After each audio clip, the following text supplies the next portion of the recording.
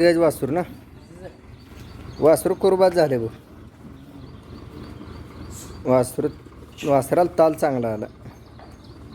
फक्त आता उघडं पडले आजारी पडल्यामुळे ते भाग वेगळा.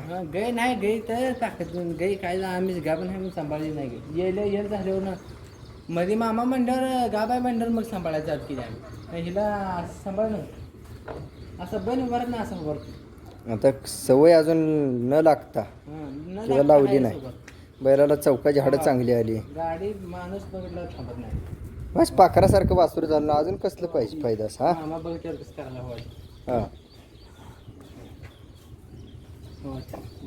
किती काय झाले बैलाकडून? 25 वर झाले.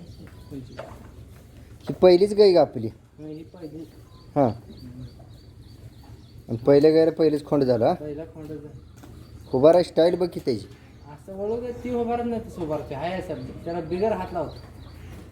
मोकळा सोडल्यावर लय भारी उभारतो. बैल मोठा होईल तसा देखणा दिसत जाणार बघ. बैलाला टांग बघी कसली आहे.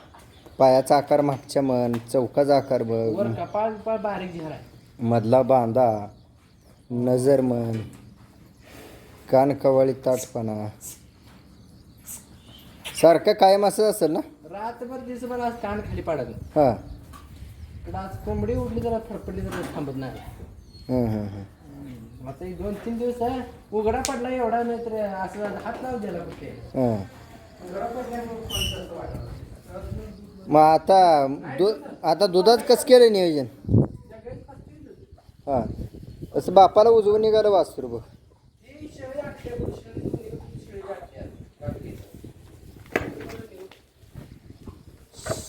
सोडतोय मोकळं त्याला. हां चौकाला बी खरं शुद्ध निघाले बघ. हां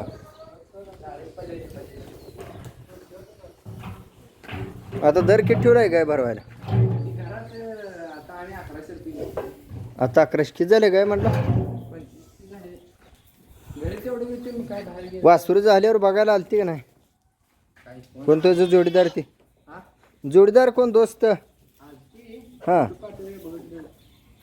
कान कवळी चौकाचा आकार सगळा साधून आलाय. छाती पाय बघ वासराला. हां दाताला कसं आहे आता बैल? घरपोच सेवा दे. घरपोच सेवा आहे काय आहे ना.